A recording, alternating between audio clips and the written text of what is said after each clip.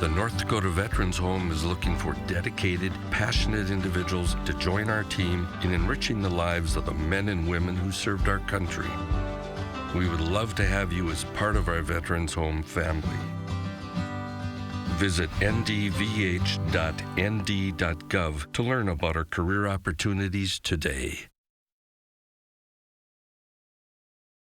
You bet your life. You seriously asking me this question, Jay? Coney Island. What are we doing over here? Boosting the economy. Hell, give me that money. Every weekday.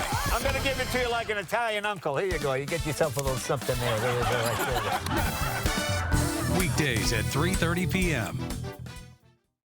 You're watching WDAY Extra.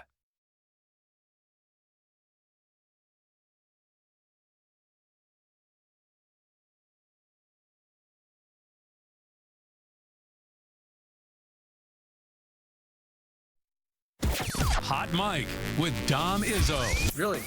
Really, Dom? No. I like what Dom's doing. Okay. Dom Izzo. Jeez, come on, Dom. What do you think I am, a magician? Yeah, I'm fired up, Dom. What else could I say? Absolutely. It was great to get on the field, and then Dom came up to me, and I'm trying to walk away from me. I just wanted to enjoy myself out there. Hot Mic. Great job.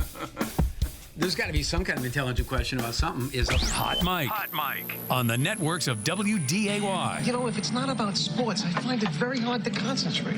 Here's Dom Izzo. Dom Izzo.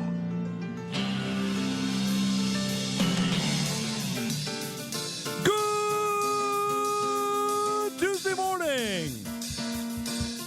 This is the finally spring edition of Hot Mic on WDAY Extra, KSFL in Sioux Falls, and Inforum.com. For those of that are new to our show, especially down there in South Dakota, this is what we do every day. Welcome to our show, everybody, on a Tuesday morning. Weather is beautiful. Excited about that. You just look outside, like, we've earned this after seemed like 8 months of winter. Good morning, everybody, and welcome to the show. I am Dom Izzo, host of said program. Welcome to Hot Mic on a fun Tuesday morning. And we got lots to get into today as we've reached the second round of the NHL and NBA playoffs, respectively. We'll dive into that in just a little bit. Despite the fact that all the Minnesota teams are now officially done for the winter, whether you're a Wolves fan or a Wild fan, cleanup underway and determine what they go forward for 2024 is underway. We got plenty of NBA draft conversation we're going to have today. Now, there is a topic that we have, in the 4 years of doing this, we've never really broached until actually pretty much the day of the draft. Outside of when the Wolves had the number one pick a couple years ago to draft Anthony Edwards. And that was in the weird October draft of 2020 before the 2021 season. But we got some actual real conversation to have about it now with the pride of Devil's Lake, Grant Nelson, to likely, and I'm on board with this, I think likely to be drafted. I said it yesterday, and we'll chat plenty about that coming up on the show today. We'll also unpack a little bit more from the NFL draft as well and start looking ahead now to actual football games being played, because the next big thing on the NFL schedule is the schedule, which I believe is going to come out sometime next week, because now we have the draft, then we can start actually putting the games on when they're supposed to happen, and ideally you're going to see the usual suspects all over television, whether it be the Cowboys, the Eagles, the Chiefs, the Steelers, the Patriots, the Chargers. For some reason, they always get on TV. I would imagine the New York Football Jets are going to have a game or two on TV simply because of who their quarterback is now. From what Adam Schefter was reporting, that apparently that the Jets are already in talks to probably be as many primetime games as possible. They had one last year, which was the required Amazon game, to now they could have 6. Never in my lifetime have they played that many games on national television. So that's the next thing up on the big schedule there. We'll start with some football chatter for you Bison football fans, where we were discussing yesterday after the announcement that Dom Jones, the safety cornerback, announced over the weekend he was transferring to Colorado State. He's going to have a familiar face there.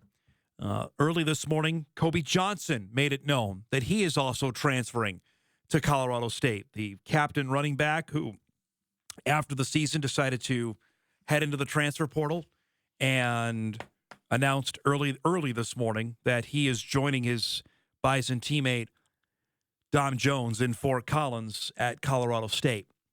And looking at the, I'm not going to sit here and tell you I'm a great Colorado State mind, so I'm going to tell you what I know about the Rams. That they have just 3 running backs on their roster heading into 2023. So clearly there was a spot there. This is a football team, though, and I don't think I'm telling anybody that people don't know this, that was bad in 2022. They were 3-9 last season. Their 3 wins came against Nevada, Hawaii, and New Mexico. And New Mexico, by the way, at the end of the season wasn't really trying. Now, there is a connection here. As Bison football fans will know, former defensive line coach Buda Williams is now coaching at Colorado State. So there is a natural connection there, familiarity with some members of the staff. He's the assistant coach of the defensive line at CSU in Fort Collins. So that is the next to last Bison that has gone in the portal to find a home. And we updated this graphic that we showed you yesterday. Now we can update it again with Kobe Johnson's destination. The last one on there is Tony Pierce, who, of course, went in a couple weeks ago. For those that don't follow this, the portal window officially closed on Sunday. So there's no more names heading in unless your paperwork was somehow delayed. And I'll get to the Bison side of this in a second. But, again, you look at the schools here. James Madison, Kansas State, Colorado State twice over, South Florida, Coastal Carolina, Wisconsin's on there for the young man from Wisconsin, Max Rader, who was a freshman on the 2022 team, wanted to get closer to home and was able to get onto the University of Wisconsin football team. Highly touted kid. I'm not going to count that with the other guys. The other guys have played a ton of football. Sproles, Siegel, Ganella, Jones, Eubanks, Johnson have all played a ton. And Siegel will be the only one, again, that I would maintain that has improved his position. And I don't know how much Marquise Siegel's going to play this fall for Chris Kleiman. Kansas State is the reigning Big 12 champions. All right? So they're not hurting. They got a ton of talent back and could very well win the Big 12 again this coming fall. But for the guys that went in, how many can you honestly sit there and say with a straight face improve their situation? You can't say playing time was an issue for Courtney Eubanks, for Kobe Johnson, for Dom Jones, for Dom Ganella. Playing time does not an issue there. It can't be.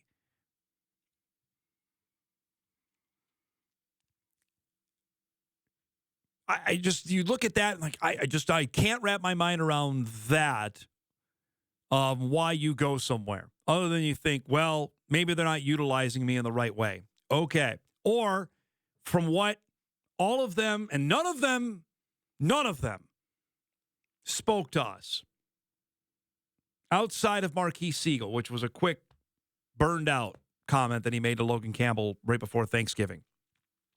All of them were asked for comment. None commented outside of the fact that they wanted to test themselves against higher competition. And I believe most all said wanted a chance to play Power 5 football. And as it comes back, only one is going to get that opportunity in Marquise Siegel. Courtney Eubanks, Kobe Johnson were the hopes of playing Power 5 football. They are in Group of 5 schools right now in the Sun Belt, which is fine. James Madison, good Sun Belt team, right? South Florida was god-awful last year, okay? Colorado State, I just told you, not very good in the Mountain West. So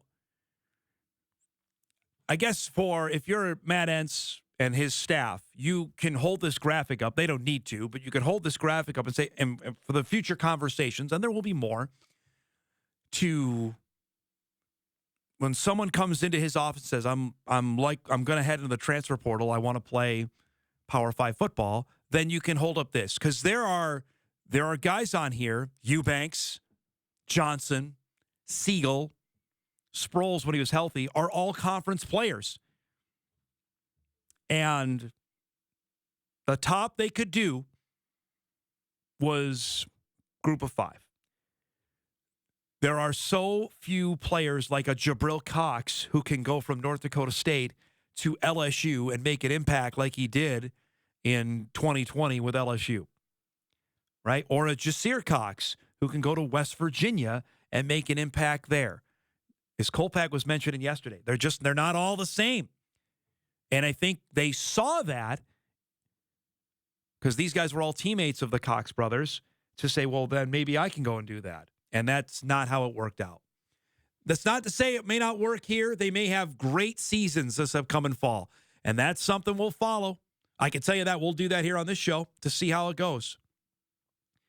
But that's, I don't know if it's a warning shot, but it's at least something that you can consider now to say, maybe, again, the grass isn't green. We needed hard facts. We've got them now. We've got the numerous amount of guys that have gone to the portal and are not playing football.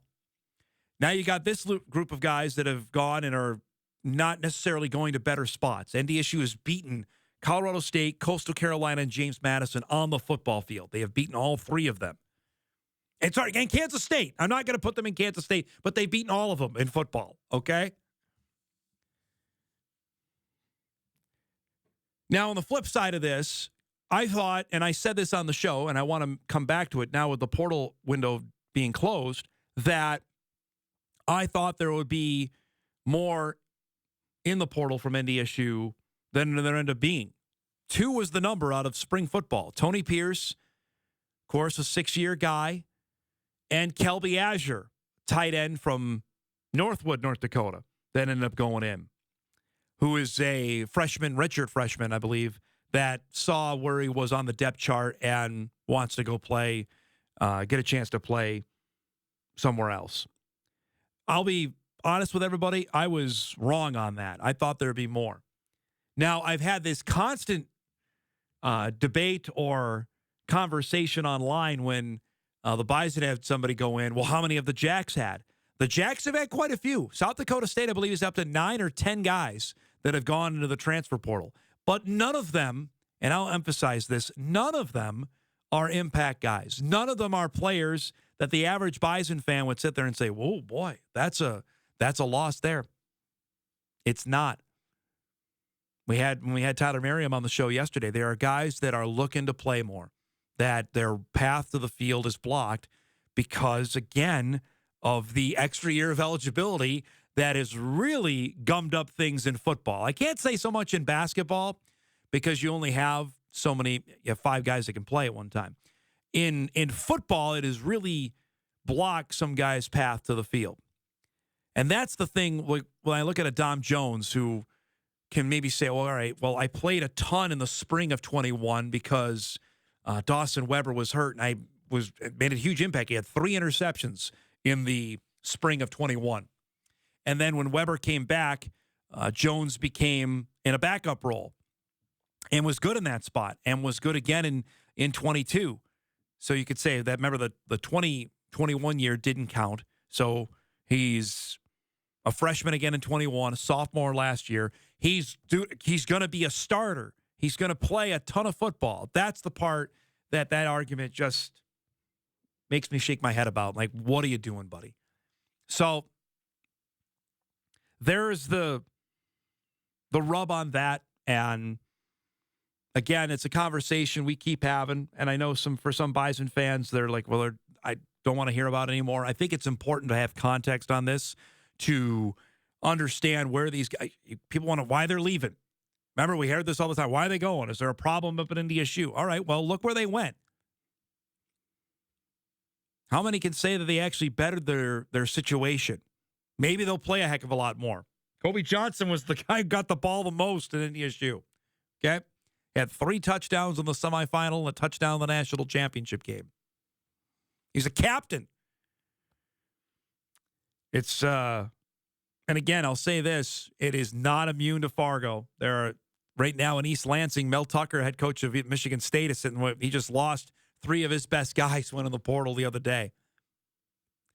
So, and while people can hate it and hate name, image, likeness, I've said it before and I'll say it again. You get on board with this or you find something else to watch because it's not going anywhere. I don't believe they put any more guardrails on it than they can because they can't. Once they open it up, there was no getting the horse back in the barn. It's gone.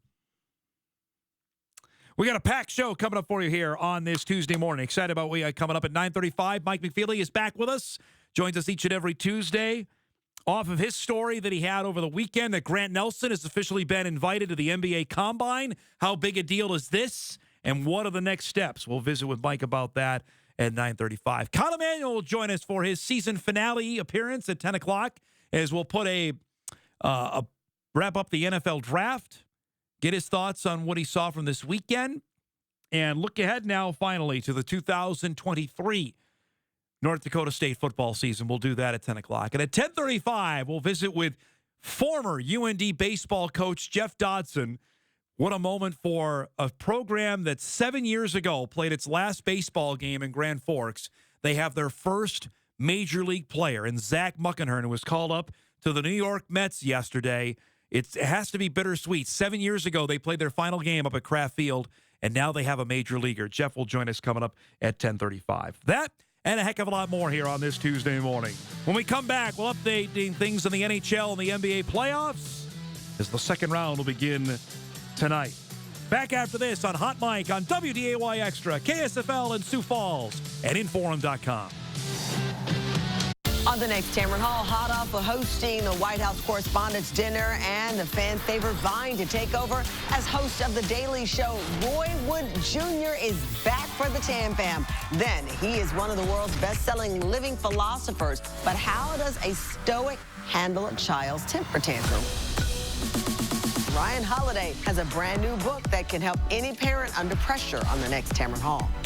Weekdays at 2 p.m. on WDAY WDAZ. For over 25 years, Window World's provided quality products for homeowners around the country. Entry doors from Window World are made to last, featuring a durable fiberglass construction that provides up to 4 times the insulation value of wood. Trust Window World. With Window World 0% financing, you can get a finished entry door with glass insert and hardware fully installed for as little as $188 a month. Improving homes, changing lives. Window World of Fargo. Somebody has to stand up for victims. Detective Stabler, my partner, Detective Benson. It took a lot of courage to get up on that stand. It's not gonna ever be able to hurt you again. I promise you, I'll protect you. Weekdays at 12 p.m. You took my father. Somebody's going to pay for this. There's no story more surprising than a real-life Dateline mystery. Probably a pretty ugly crime scene. Follow every twist and turn 5 times a week. The chase is on. With Dateline. Weekdays at 1 p.m. In this job, you take your eye off it for 1 second. People can die. Don't think, just do it. I'm a firefighter, and I will always be a firefighter. You did a great thing today. It's all because of you. Weekdays at 7 p.m. and 12:05 a.m. 911, what is your emergency? Every day we encounter people who are having the worst day of their entire lives. Does it get any easier? Nope. It takes a certain kind of person to run towards danger rather than run away from it. Why is this job so important to you? Growing up, I never saw any heroes who looked like me. And that's what a hero looks like. Help is on the way. Sundays at 8 p.m. A game without a crowd is just a scrimmage. A performance without an audience is just a rehearsal. Without your presence, high school sports and the performing arts aren't possible. Ensure that these essential extracurricular activities continue to enrich the lives of students in North Dakota. Purchase a ticket to your local high school's game or performance. This message presented by the NDHSAA. Today, 1 in 5 working-age Americans has a mental health condition. People in all types of jobs and at all levels. And the key to helping us succeed is a supportive and inclusive workplace. All of us have a role to play in making that happen. So what can I do to help? As a CEO, I can set the tone for supportive culture. As a manager, I can offer assistance and accommodations. As a coworker, I can listen and be a source of support to my colleagues. As someone with a mental health condition, I can ask for what I need to perform my best. I can offer all employees the supports they need to deliver on the job, for the team and for the business. What can I do? What can I do? What can I do? I can remind others that we all benefit from workplaces that promote good mental health. Mental health-friendly workplaces are more important than ever. And all of us have a role to play in promoting them. Learn more at whatcanyoudocampaign.org.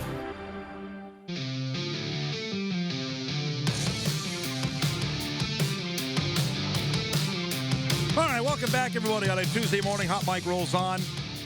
Just after that conversation we're having off the top, out of Michigan State, spokesman confirms that cornerback Charles Brantley has withdrawn his name for the transfer portal. So that's one of the 3 starters that left on Sunday is back. So you can go home again to some schools. Some you can't. But he's coming back in from Michigan State this year. Also, Fox just announced 2 months later, that Super Bowl 57 between Kansas City and Philadelphia was the most watched U.S. show of all time. Apparently there was an irregularities with the, I hear this, with the encoder on how they were reading the ratings. 115.1 million viewers across all platforms watched Kansas City rally to beat the Eagles 38-35, besting Super Bowl 49 between New England and Seattle in that same stadium in Glendale, Arizona, was 114.4 million. Now, that didn't count streaming then, so I'd like to know what the number was then. Also for, Super Bowl 51 between New England and Atlanta, the only Super Bowl ever to go overtime, which had 113, I think, 0.7. But the Chiefs and Eagles now number one with 115.1 million people. Well, you had a couple things happening there. You had great quarterbacks, headline quarterbacks with Mahomes and Hurts. You had 2 huge franchises, and you had an unbelievable game that was uber competitive late. You had everything to add up to have a monster rating, and that's exactly what ended up happening there in the game in February. Something now for Super Bowl 58 to shoot for, featuring the New York Football Jets, clearly, this upcoming year in Las Vegas. All right, so you're in denial. Bunnell's just in denial. He can't get over the fact his favorite football player doesn't play there anymore. By the way, Jordan Love, got your deal. He got an extension, so there you go. So then they go and draft somebody next year. This is going to be nonstop. We got to get the microphone back there with him so he can talk to me. Because for our viewers, they think I'm talking to myself already. But for our new viewers in Sioux Falls, they don't think I'm talking like a crazy person to nobody. So engineering, let's make sure we get that happen. Get the mic back to Eric. Let's update things on what happened in the NHL, NBA. We'll first start NBA playoffs. Well, the second round has started for some and will begin for others tonight. Last night, we saw Philadelphia rally and beat Boston in a thrilling game. James Harden goes for 45 points, so the 76ers beat the Celtics, so they lead that series now 1-0. The Heat beat the Knicks on Sunday in New York. Jimmy Butler got injured in that game. We expect him to play in Game 2 tonight. That series with Miami up 1-0. Philly and Boston pretty much is the Eastern Conference Finals de facto series, but that's was a heck of a game last night. That's without Joel Embiid, by the way. The 76ers won that game last night. Meanwhile, in the West, Denver took care of Phoenix again. The Nuggets now lead that series 2-0. They won both games at home, and I think for fans of the Timberwolves who thought, well, maybe how good is Denver? Denver's really freaking good.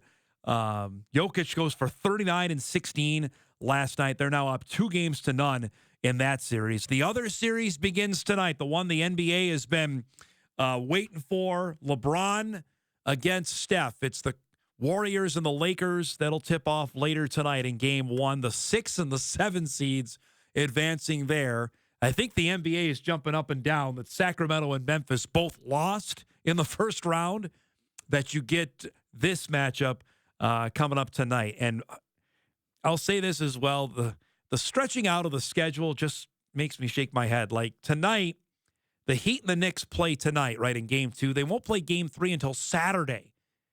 And that's because they want to get it on ABC. They want prime time. So they're stretching this thing out all the way to Saturday before they play the third game of the series. So whatever you got to do there. Meanwhile, hockey players, they don't need multiple days off. They're playing every other day. We have the second round set. Last night, the Devils beat the Rangers in Game 7 for RIP. So the second round series are now set for the Stanley Cup playoffs. In the East, you'll have the Devils playing the Hurricanes. That should be fun. A lot of red, black, and white in that series. Those are the colors of both of those teams. That series will begin tomorrow night in Raleigh. And tonight, Florida will open up its series after upsetting Boston in the biggest upset in hockey history. There's no other way to say it, considering the Bruins were the best team in the history of the regular season. And they'll face off against the Maple Leafs. That'll be a rocking scene there in Toronto. They'll begin that series coming up tonight. Meanwhile, out west, Vegas, the top seed there, will get Edmonton. That should be fun. That series will begin tomorrow night. Connor McDavid against that Vegas team. And the other series will begin tonight. And you shake your head, Minnesota Wild fans. Look what you missed out on. If you just could have done something, you would have hosted the second round, because the Seattle Kraken upset the defending Stanley Cup champion Avalanche. So Seattle will open with Dallas. That starts tonight as the second round of the Stanley Cup playoffs will get underway. So kind of shake your head that was a missed opportunity. You don't you do, because it was waiting for them there. And again, their top players disappeared in the playoffs. Last year was Kevin Fiala. This year it was both Matt Boldy and Kirill Kaprizov that just vanished for the Minnesota Wild. And now they're talking about summer plans instead of a potential matchup with Seattle. One last thing before we wrap up, again in the portal world and women's basketball news. Bismarck standout Lauren Ware, who we told you about in March, entered the transfer portal after a couple years at the University of Arizona, including playing on a Final Four team of the national championship game in 2021. After 3 years in Arizona, announced that she was heading into the portal. Last night, she tweeted out that she is heading into the SEC, going from the Pac-12 and to the SEC to play at Texas A&M with the Aggies, a team last year that struggled. Again, this is a uber competitive league. I mean, look who played in the national championship, all right? LSU won the championship last year. Texas A&M was 9-20 last season, 2-14 in the SEC. Did not win a road game last year. They were 0-11. But she's heading there to continue out her collegiate career. She's got a couple years, 3 years left of eligibility there in College Station. And I know there were some that were asking me, well, Dom, could she come back and play in North Dakota? Well, she could have. But again, when you have the kind of talent that she does, the kind of size that she has, that she wasn't going to come back this part of the world. She was going to go play at another Power 5 school, and she will do that at Texas A&M for next basketball season. Hopefully she's healthy. Of course, she missed all of last season with the patellar tendon surgery, the same that Edwin Diaz had, the star closer for the New York Mets. She's had 2 back-to-back seasons basically derailed by injury. So she'll have 3 years of eligibility, as I mentioned, to go play at College Station at Texas A&M. And frankly, how can you argue? It's the best league in women's basketball. You have South Carolina there, and you have LSU, the last 2 national champions in women's basketball. And last I checked, neither one are dropping off. You missed it over the weekend. The standout from Louisville, Haley Van Lith, guess where she's transferring to? LSU. Because, by the way, her name, image, likeness deal is gargantuan. It's a 6-figure deal. That's why Caitlin Clark decided to come back to Iowa. They know they can get paid more there than they can playing in the WNBA. And that's another topic for another time. But is the state of affairs what they can get right now in Division I and with name, image, likeness? Why not? So the rich get richer there in the very top of Division I women's basketball. But Lauren Ware heading into the SEC. It'd be fun to watch how that develops this upcoming basketball season. We will take a break. We come back. Mike McFeely will join us. We'll talk some hoops. And what's next for Grant Nelson? We'll say the former Bison basketball standout. We'll do that when Hot Mike returns on a Tuesday morning. We're back after this. Every gray hair, every ache and pain, every laugh line. You've earned every single one. You've also earned the right to regain the energy you once had. Take back your life with a tailored treatment plan from Limitless Male. Age well. You've earned it. Stay prepared for the days and nights ahead with the best weather team. Download the Storm Tracker app, powered by Laney's. Get alerts and updates straight from the WDAY Storm Tracker team with accurate weather reports specific to your area. Just search WDAY in the Apple or Google Play Store. Download the Storm Tracker app and be ready to plan your day. The Storm Tracker app, powered by Laney's. Download it today. On the next Tamron Hall, hot off of hosting the White House Correspondents' Dinner and the fan favorite vying to take over as host of The Daily Show, Roy Wood Jr. is back for the Tam Fam. Then, he is one of the world's best-selling living philosophers. But how does a stoic handle a child's temper tantrum? Ryan Holiday has a brand new book that can help any parent under pressure on the next Tamron Hall. Weekdays at 2 p.m. on WDAY WDAZ. Hi, I'm Robin Hubner. Help create a world free of multiple sclerosis at the Dakota Medical Foundation Little Black Dress and Tie Evening Gala, Friday, May 5th at the Moorhead Armory Event Center. Enjoy a meal, cocktails, live auction, local music, and a speaker affected by MS. Proceeds help drive critical research. Black dress and tie are optional. Reservations are required. Scan this QR code or visit DMF Little Black Dress and Tie for MS.betterworld.org.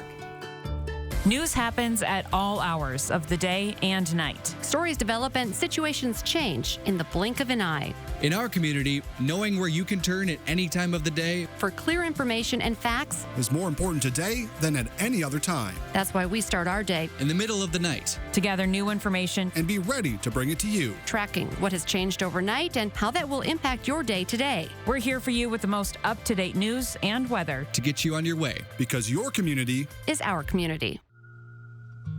Love me tender, love me sweet, never let me go.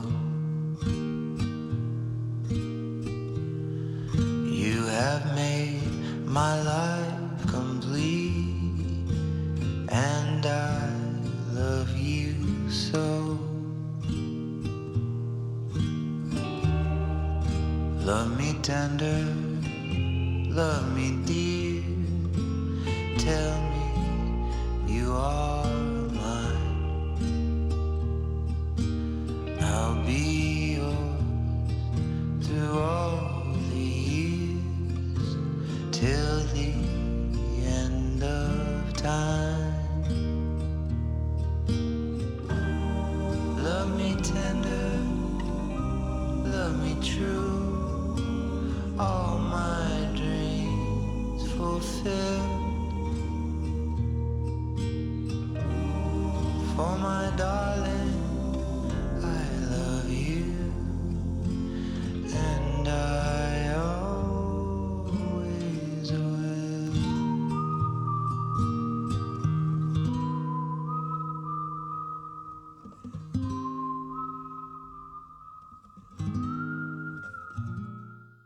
Every wrinkle, every laugh line, every memory.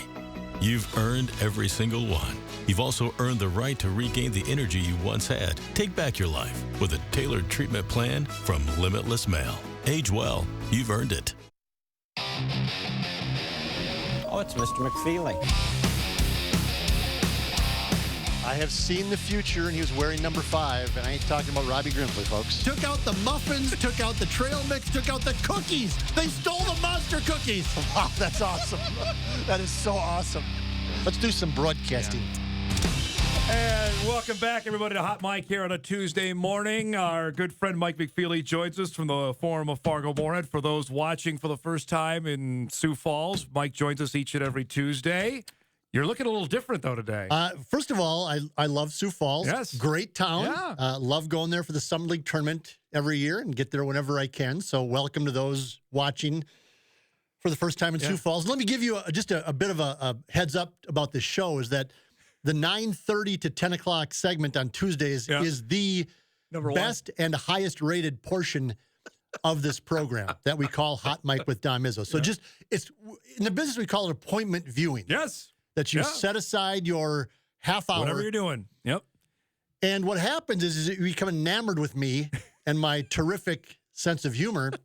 And then when I mock myself being bald and going balder than I already am. A couple weeks ago, you were lamenting about that. Yes, that I'm losing all my hair. And a viewer, look at that. God, that's embarrassing. But you have a new hat? Yeah, so a viewer watches the show. Fantastic. And thank you. Stopped by the Forum building and dropped off this hat so I can have some hair. That's pretty good. This is going to be my golf hat for this summer. My buddies are going to love it. Look at that. I mean, it's great. You're like George Costanza.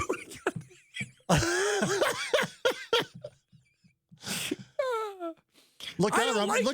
Look out! I'm going to buy a wig and wear it in just for this segment of the show. Then have Elaine grab it and throw it out the window of Jerry's apartment, and George just be absolutely devastated. Just walking around now, Mr. Cool Guy. Yeah. Hey. All right, Mr. Cool Guy. Headline yesterday: looking for a hot take. North Dakota State's Grant Nelson will get drafted. I'm on board with you, by the way. I think you're on the same page, right? I'm right there with you. You broke the story this weekend that he got the ultra-exclusive invite to the NBA Combine. So I'm right there with you, and I don't want to steal your thunder on this, but for fans that are wondering, like, who's going to be the backup center at NDSU, wait on that. This is a huge, huge story that's going to happen over the next 2 months. And you and I are together on this as well, I know that NDSU football takes up all the oxygen. Drives the engine. And people are still sending me messages about some of the transfers and what's going on. Yeah. It's like, just for a month, just go, I don't care about football for 1 month. Give Matt Entz and his staff and all the players, Cam Miller, just give them a break for a month. And realize what's happening in front of you. That's right. Realize what's happening is that North Dakota State had a player who, if he remains in the draft, and if nothing goes sideways, I think he's going to get drafted. Yeah, I do too. I mean, just every indication that I have from talking to multiple people is that he is in line to be drafted. And that includes, as I wrote in the column that I posted yesterday, it's up at Inforum today, he didn't sign with some guy in the street corner working out of a trunk as an agent. You know, it's not some guy. It's not Vinny Bada Boom on the street corner. I mean, he signed with like one of the two biggest talent agencies in the world. Okay, so that's one indication that somebody out there thinks that this guy has a future to make millions of dollars, because the way agents work is they get a piece. They get 20%. Right. Yep. And so if Grant Nelson's making $20 million a year or $10 million a year, the agency's making a lot of money. That's the business model for agencies. Correct. Number 2, he asked for an evaluation from NBA executives, and I reported this several weeks ago now, and I can tell you it came back positive. Yeah. It came back positive for Grant Nelson that there's a possibility he could get drafted and that there are a majority of NBA teams think he's draftable. That doesn't mean he's going to go in the top 5. Right. Doesn't mean he's going to go in the top 10, but there's enough NBA executives out there that believe he's a draftable player. Right. Thirdly, what we just talked about, he got an invite to the NBA Combine. Right. I mean, there are literally agents and coaches and families and players who are working to get their kids to get to the NBA Combine. Because there's only like 75. Right. There's no limit, but it's not like football where 400 guys go. 400 guys. No. It's fewer than 100 players. And they're overseas. It's a global thing. Right. It's not just American players. Yep. So it's the Luka Doncic's and the... Well, right now it's Wembanyama, who's the number one. Right. Victor Wembanyama, who's the number one player in the world. And so, I mean, I have been told that there are, agents and dads and coaches and AAU, calling the NBA saying, hey, you got to take a look. We got to get this kid in the Combine. Grant Nelson got an invitation to this. He, the top guys won't participate. They'll be there in Chicago. Right. That is similar to what NFL happens. But for as of now, the Victor Wembanyama, he's not going. He has to be there. Right. The measurements part of that. Yep. Participate. But the point that Grant Nelson got invited to the same event as guys like that is huge. Monster deal. Oh my God. Yeah. And they actually do basketball things there. Unlike the NFL Combine, they actually go out there and play games. Right, they get out there and play. Yes. So that's the complete different part. They do groups of 3-on-3s and 1-on-1s, but they also play full court 5-on-5 games so these young players can show what they have. Now, here's the part I got asked about this to ask you because the basketball portal window closes next week. I want to say I think it's May 11th. Yep. We do not. Grant's name is not there yet. Do you expect that to be in there in light of this news? Yes, I do. Because I still think it's a backup. Good backup plan. Yep, I do. But I don't believe he's going to utilize the backup plan. Well, no, we don't. We don't. For one thing, injury. Okay. You got to keep in mind injury. Okay. If Grant Nelson goes to the NBA Combine or he's out in Santa Barbara right now working out with his P3 place.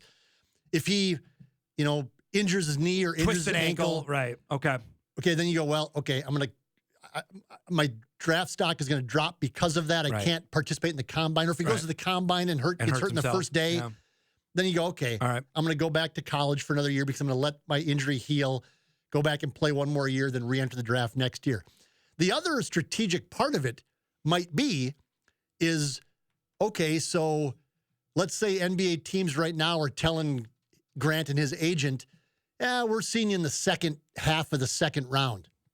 But if you come back next year, put on more weight, you get better, maybe you're a first round pick. I was going to say, maybe the back end of the first round. Maybe you're a lottery pick next year. I think that if everything goes as we expect it to go, he's staying. That is going to stay. Yep. But you have to have the options open. You have to always keep the door. I mean, if ESPN calls you tomorrow, you're not going to say, do the bosses listen? Watch? They might be now. Anyway, if ESPN calls you tomorrow or calls me tomorrow, I'm not going to go, nope. I'm going to take the phone call, right? I'm going to tell you right now, bosses. I'm going to tell you right now, bosses. This segment, what are we going to do? I can still do it if I'm at ESPN, but I'm going to take the phone call. I'm going to talk to him. And so that's the way we have to look at it. It's a business decision for Grant. And then on the flip side, he has till June 1 to pull his name out for undergrads. Midnight the night of May 31st, right? So midnight of June 1st, yes. To decide if he's going to, if that scenario you're just talking about comes to fruition. Now, the other thing. Now, one quick. Okay. The other part of it is what are the chances then, if he does that he's back here? He's back here for another season. Slim, but not totally impossible, but certainly slim. I mean, less than 10%. Yeah, less than 5%. I say less than 5% is where I was at. Yep. Yeah. Yes. Okay. Sorry. Go ahead. Okay. No. So the other thing, I talked to an NBA source yesterday, and I don't know if it's been publicly reported. Maybe it already has been, and I just can't find it or missed it. But as things stand right now, each NBA team gets 2 spots to put players on what they call a two-way contract, where you, for example, the Minnesota Timberwolves have a team in Iowa, their G League team. So they can sign Dom Izzo to a two-way contract, and then you can either play in Iowa or they can call you up X number of times a year to play for the Timberwolves. Luka Garza. Luka Garza was a prime example of that. He's a prime example that you go back and forth. It's a two-way contract. Those guys make $500,000, $600,000 a year, depending on how much time you spend with the big club. But Luka Garza last season, made roughly $600,000. Okay, that's more than you're likely going to make in NIL, even if you go to Gonzaga or LSU or Arkansas or wherever. So I have been told that there was 2 spots this year that the new collective bargaining agreement is going to make 3 spots. That goes into effect for next basketball season. That goes to next basketball season. Yep. So that opens up 30 more two-way contracts for the NBA. So my point is, even if Grant Nelson doesn't get drafted or, he drops out or whatever, there's 30 more spots for him to sign as a top free agent. And so that's 90 jobs, 90 two-way jobs where he could make $600,000 a year at the top end. Man. And so I just, barring injury, I don't think he's coming back to college. I just don't. Especially after this invite. I know you wrote about Max Acemus, and I want to talk about him in our next segment. But if he goes and performs well, then this ship is sailed on college. It's pros or bust after that. I think so. Yeah. And I mean, if the potential's there to make millions, and I'm a college guy. I have a college degree. Yep. I think it's vitally important. Yep. You have a college degree. Yep. I think it's vitally important. I think every college athlete should get a college degree. Yep, I agree. Especially ones that don't have an NBA future or a pro future. But at this point of Grant Nelson's life, I mean, how invested in academics are you going to be?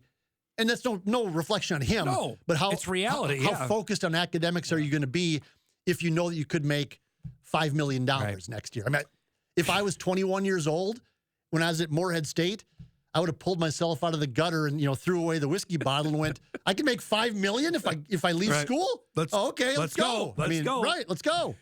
All right, let's break. We come back. The guy that went through this process most recently in the Summer League is Max Acemus, who is still in college. He's got a new destination. We'll chat about that and the comparison with what Grant Nelson is going to go through. We'll do that. We wrap up Hour 1 with Mike McFeely. Back after this on Hot Mike. What you've heard about Harry's Steakhouse in downtown Grand Forks is true. A classic steakhouse serving perfectly prepared steaks, seafood, and more. And what's a great steakhouse without great cocktails and wines? Enjoy a step back in time where everything old is new again. See you at Harry's Steakhouse in downtown Grand Forks. Reservations recommended. Our crews break down every angle of the biggest stories. WDAY News. The Tampa Bay Buccaneers select Cody Mauch. The Tampa Bay Buccaneers take Cody Mauch from North Dakota State and Hankinson, North Dakota. Now that it's over and done with, what's the reaction? What's the feeling? Ready to freaking play football again. Now I'm just excited to just go down to Tampa Bay and actually play some football. Count on the news leader, WDAY News. It's been said that when someone you love has Parkinson's, you have Parkinson's. The truth is, Parkinson's disease doesn't just affect the diagnosed. It affects everyone who supports and helps care for them. Worldwide, over 10 million people are living with Parkinson's, a neurological disease that affects movement. And with so many places to search for information, it can be difficult to know where to begin. The Parkinson's Foundation has answers. Answers for everyone in the fight. We can help you understand the disease, help you find expert care, give you tips for living a better life, share the latest research, help you find local support, and there's a free helpline you can call. Find your answers and join us in the fight against Parkinson's. To learn more, please go to parkinson.org or call 1-800-4PD-INFO. The Parkinson's Foundation. Better lives together. Overcoming drug addiction was difficult, but I found the path to recovery that worked for me. Treatment helped me come to terms with the issues in my life that caused me to use drugs. And I found better ways to cope. Learning I had a substance use disorder helped me realize I needed to make a change. The road to recovery is different for everyone. There were good days and bad days. But I found strength in seeking help. My friends and family made a huge difference in my recovery. I never gave up. I found my path, and I keep walking it every day. Find the path that works for you. Learn more at cdc.gov/stopoverdose. There are places, people, and conditions in this world that almost seem beyond hope. But not when Mercy Ships is there. Mercy Ships is a place restoring sight to the blind, normalcy to the deformed, beauty and happiness to the outcast, and joy to the brokenhearted. And many times, you could almost see the life coming back into them. Can't beat that. Mercy Ships is the largest floating civilian hospital in the world, staffed with some of the most skilled volunteer medical professionals and crew. Mercy Ships is the reason why hope is now in sight for those who need it most. To learn more, go to mercyships.org today.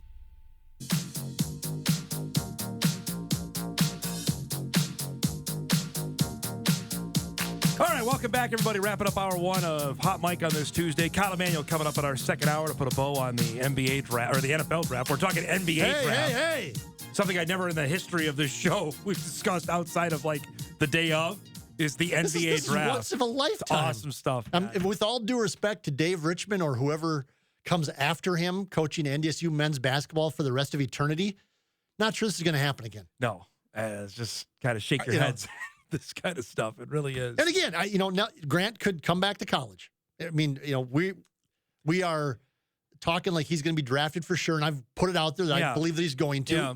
But he could come back to college, then go again next year. So The Athletic puts out its top 100 big board. He's on there now. That's the first I've seen that. Yes, I saw that this morning. He's 75 on there. I tweeted out about an hour or so ago. To my knowledge, and I haven't seen this either. Yeah, among the what I would call legitimate or sourced draft boards or draft gurus, and I think Sam he's a good one. Yep, he knows what he's talking about. He's the Mel Kiper or the Dane Brugler of NBA draft type stuff. Yeah. He's got Grant Nelson at 75 now. Man. And that my assumption is, and I haven't talked to Sam, I've talked to him before. My assumption is that once Grant got the invitation to the combine, that moved him up. Because again, if you do the math, there's going to be about 75 guys at the combine, and he's at 75. Yep. So that automatically moves him into the top 75. That's still not, there's going to be 58 spots that will be drafted. Yep. 58 spots will be drafted. So 75 doesn't get him into that.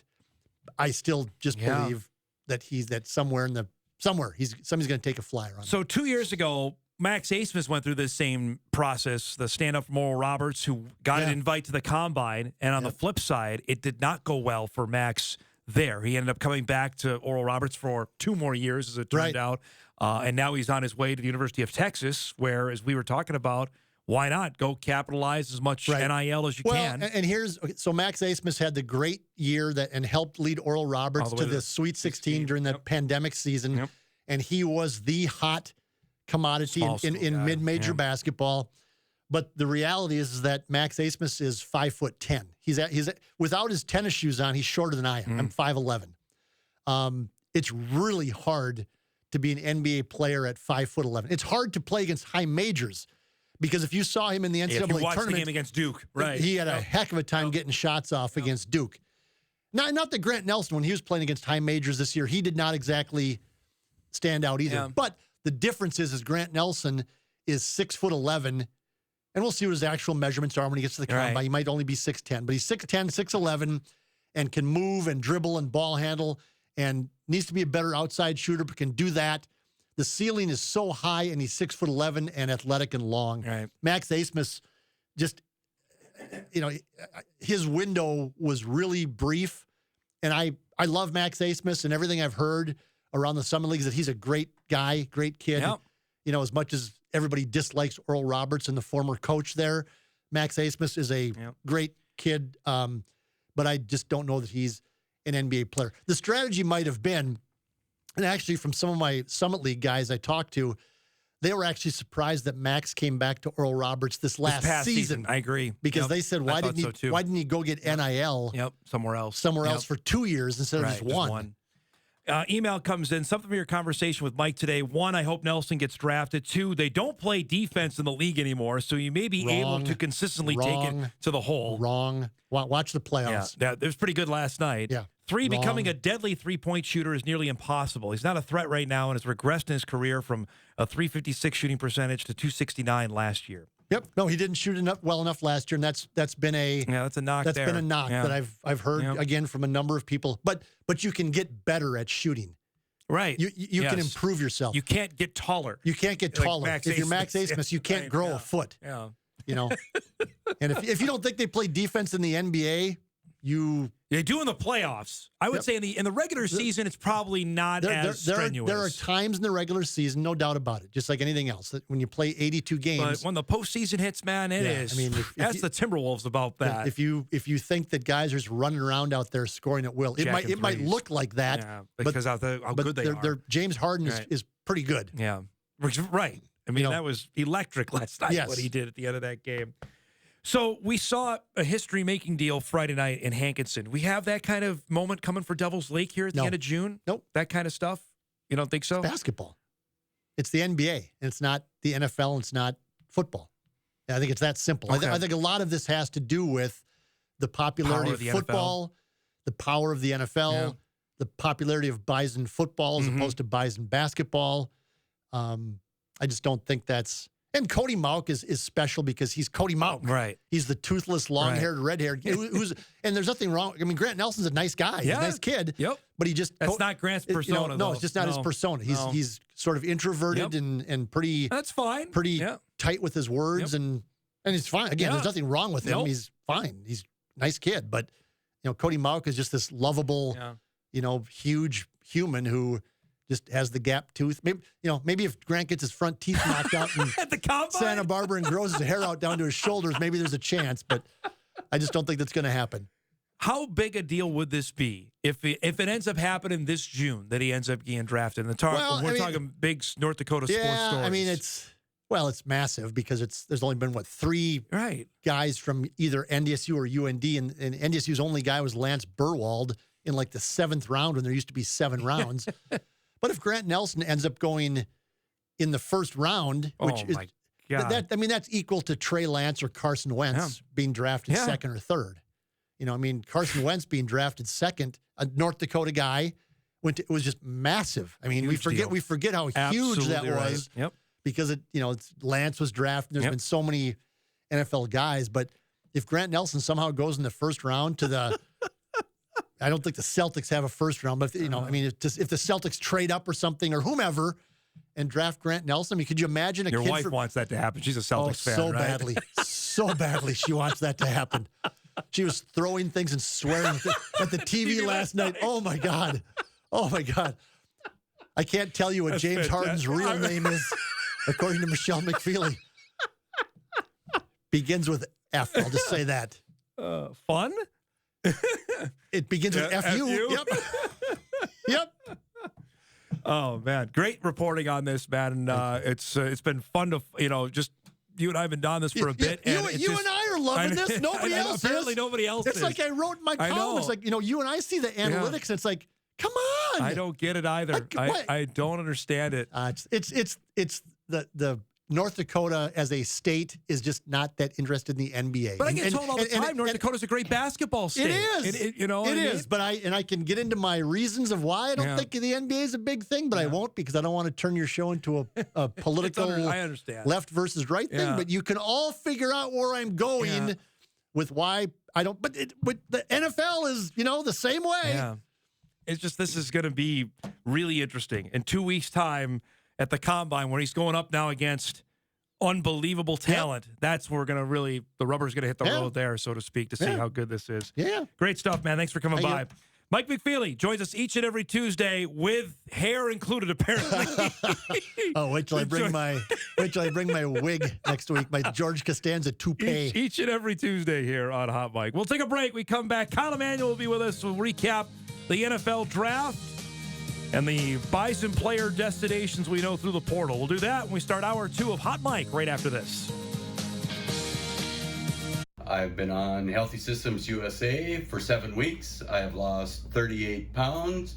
Best thing about it is every morning you go down and watch the scale go down. If you've got that, don't worry about that. Healthy Systems USA. Save 11% on your outdoor projects now at Menards. Add an attractive new decorative fence from Enchanted Garden.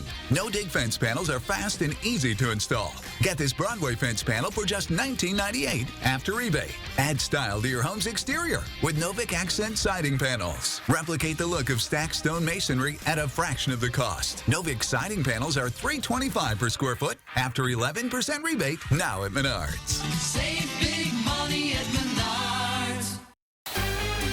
Next, E.T. Yes, SJP for the win!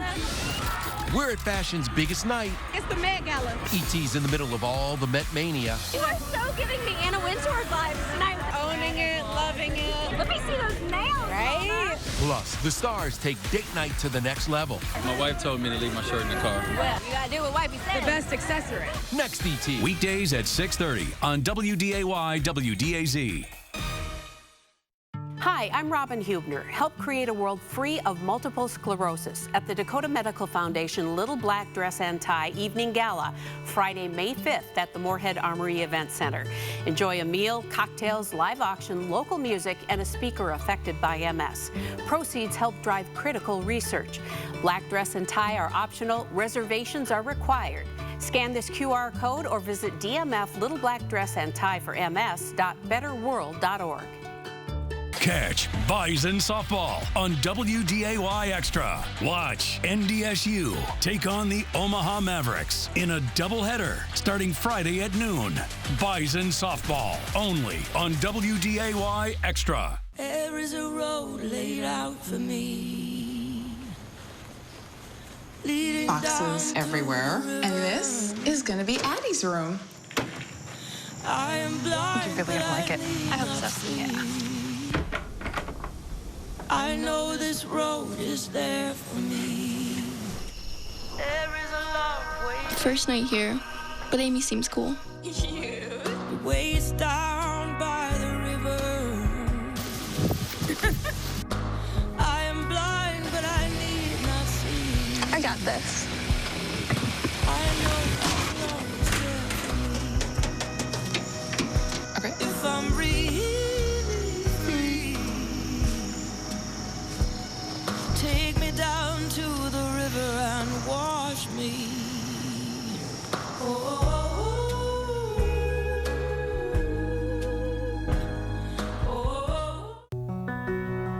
Victor deployed for the first time to Afghanistan in 2003. He sustained a moderate traumatic brain injury. Basically, he had to relearn everything. One of the most important elements of caregiving is taking care of yourself. We have our own journey, and we can fulfill that journey at the same time that we are helping our loved one. Visit aarp.org/caregiving for a free military veterans guide to navigate your caregiving journey. Veterans, when you're struggling, soon becomes later, becomes someday, becomes when. Don't wait. Reach out. Find resources at va.gov/reach. Tired of diets that just don't work? Try Healthy Systems USA. Started my weight loss journey with Healthy Systems USA Easter weekend. By the end of October, I have lost 92 pounds. Order online or call us today.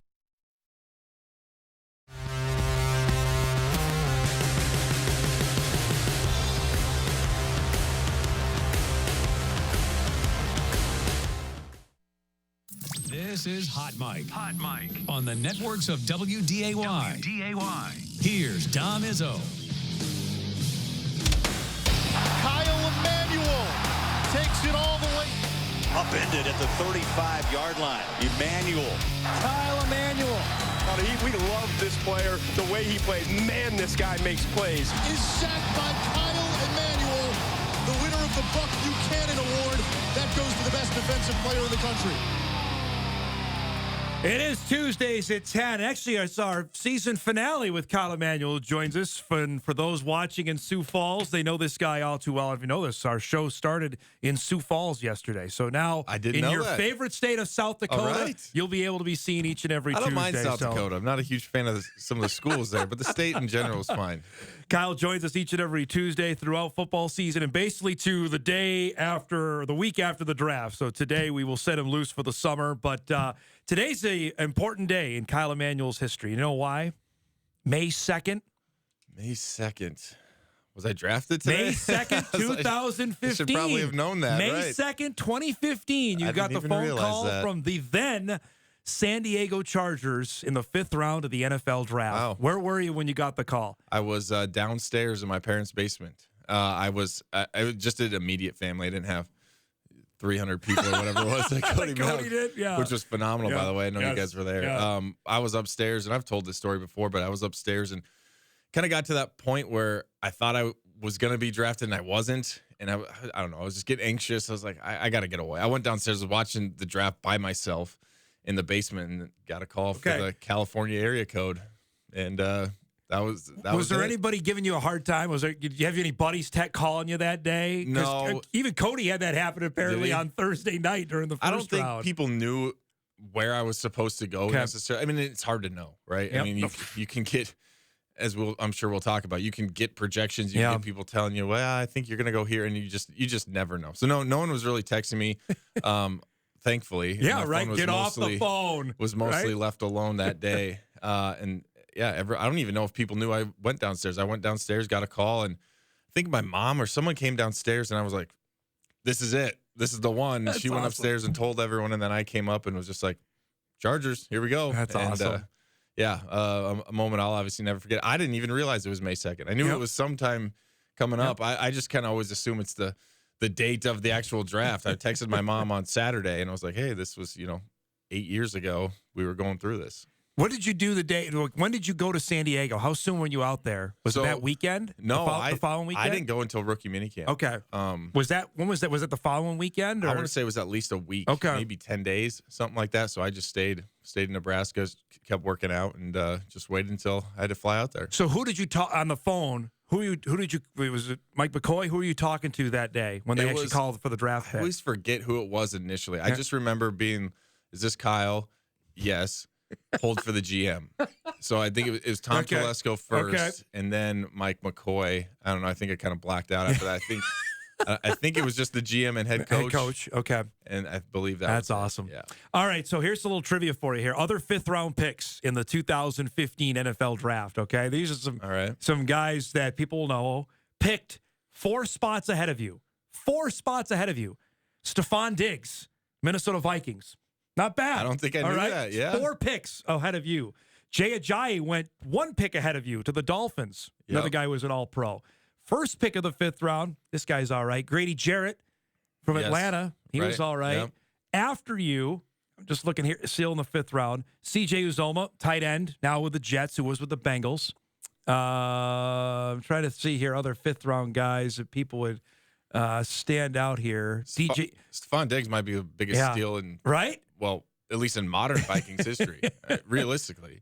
James O'Shaughnessy, people will know, of course, from the Missouri Valley, was at Illinois State. He went to the Chiefs in the 5th round. He went about 10 picks after you. DJ Alexander went to the Chiefs as well, linebacker from Oregon State, another Pro Bowler there. So there's some there's some dudes there in the 5th round of the 2015 You can draft. find a lot of value, and I'm not saying this about myself, but like you can find a lot of value picks in like people kind of overlook Saturday a little bit. Like, okay, we're out of the Saturday's my favorite.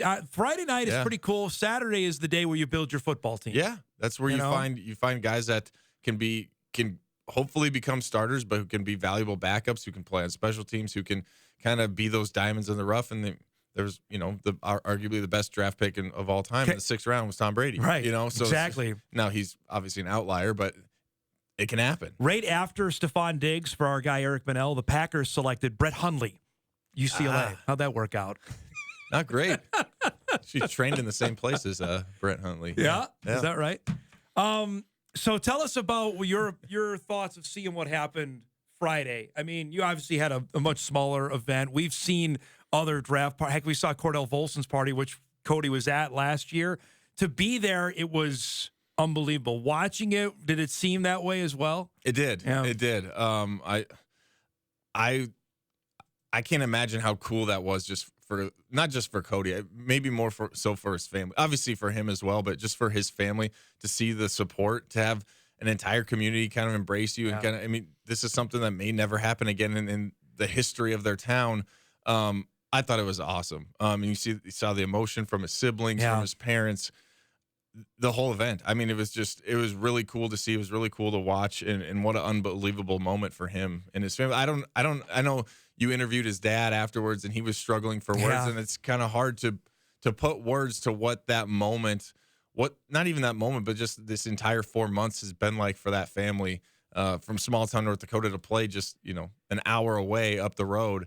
And now to see your son, to see a classmate, a friend, a member of your community go, not just go in the NFL draft, but go really early, fourth highest NDSU draft pick ever, I believe. Yep. Just an unbelievable Think about moment. that. I mean, doesn't make sense, right? It's so cool. We saw the pick come in, and I'm doing, I got my notes in front of me. Like, Radins, I know, was in the 50s. Like, he was drafted higher than Dylan Radins, and Radins was a top high school recruit out of Becker. He looked the part. When you looked at Dylan Radins up there, like, that's an NFL offensive lineman, and the Titans drafted him 53rd overall. This is no offense to Cody, but there was no part where I thought, this guy looks like he's going to be a 2nd round, 48th overall pick. It's just phenomenal. You got to give credit to Cody and what he did and the hard work he put in. But I'm right there with you. I remember seeing him as the ogre tight end. Yes. And then the next year, them being like, yeah, he's going to be the starting tackle. And I was like, okay, how's this going to go? Is he ready for that? He was playing tight end a year ago, and then to transform himself into a 2nd round NFL draft, it just. Was there a game or moment? I mean, even over the last couple of years, you and I in the booth together to say, okay, that's what an NFL offensive lineman looks like. You obviously went up against it. Yeah. Was there a game moment that stood out to you over the last couple of years? I don't know if there was a moment. I think there were several moments. I think you start to look at his finishing ability. When he would, that's what you want from an offensive line. I would say it often on broadcast. Like, you have to have the mentality, right? I think of the Indiana State game. Remember, he got penalized on a play. He was just blocking a guy. Right? And we're both looking at each other like, why is that a penalty? He finished the play. I struggled. You and I both didn't have any. Why was that a penalty? Shouldn't have been a penalty. Right? But even if it is, those are the penalties you live with, right? Those are the aggressive. We talk about dumb penalties. You talk about aggressive penalties. That's an aggressive penalty. That's a guy just finishing to the whistle. But it wasn't just that. I think, I was just talking about him playing tight end. I think once he moved to tackle, you saw how athletic he was. You saw how well he could move. You saw his ability to get to the next level, to pull, to do whatever, and then combine that with the mentality that we're just talking about. He's a mauler. He's a finisher. He's exactly what you think about when you think NDSU offensive lineman. You think about guys that can play at the next level. It just all kind of came together for him, and what a transformation. I mean, seriously. I mean, I know that picture has kind of gone viral for his freshman year to his senior year, but that didn't just happen because he grew up. That happened because he worked his tail off. And he did everything right. He did everything the coaches asked for him, and he transformed himself. It's funny. I was asking him about how often was Tampa in the mix. He said, you know what? They talked to me quite a bit at the Senior Bowl, quite a bit at the Combine, and knew that they were pretty much moderately interested. I look at their QB situation. I'm sure you've talked about this on your show as well. I mean, it's Kyle Trask and Baker Mayfield right now. I mean, that's not ideal. It's not like Tom Brady's still there. And at quarterback, and I hope I didn't give him any anxiety because I'm like, well, you're going into the NFC South with Atlanta, New Orleans. Like, you might be going up against Cam Jordan. Like, Cam Jordan's a pretty good player. That's the guy you may have to block here in the not-too-distant future. All of a sudden, you start looking at some of these guys that are, wait, I was watching him on TV, and now I got to block it. I'm not envious of that. I remember there was a number of times, I mean, obviously I played defense, but I would look across the field and see the other team's defense. Right. I'm so happy I don't have to block these people. I mean, they're just freaks of nature, and you have to go find a way to keep them from getting to your quarterback. But he'll do just fine. He'll do just fine. I had people asking me to ask you. You surprised that Hunter Lipke was not selected on Saturday? Yeah, shocked. Yeah. I don't get it. It made me kind of question my own eyes a little bit because there's been people from NDSU that have gone on. Cody was one of them, I guess, right away. Like, gone on to get drafted, and you're just like, wow, I didn't see that right away. Lipke's been a guy at least for a year, if not more. I mean, going back to his junior year, where you're like, okay, that's what an NFL player looks like. I was shocked. I started watching early, mid sixth round and saw that he hadn't been taken. I was like, okay, well, I'm going to keep watching, and I watched all the way through. I know we sat here and talked. Like, I think he could have fit in on a number of teams. Absolutely. The 49ers obviously made sense. They had 3 picks in the 7th round. Every time their name came up on the clock, it was like, all right, here we go. This is going to be the pick. Right. It just didn't happen. So, to me, it can't be a talent issue. His tape speaks for himself. Right. I wonder if it's the shoulder thing, if there was something there, because I have to imagine almost every team called him during the undrafted free agent signing part. Right, So if you don't want to compete with teams in that part, why wouldn't you take him with a late round pick? I didn't think, we talked to Matt Miller from ESPN, who was on their coverage. He was like, if I were a GM, he wouldn't get past the 4th round. I heard the same thing from Jim Nagy. He said the same thing on our show. Yeah. Be shocked if he got out of the 4th round. There was a number.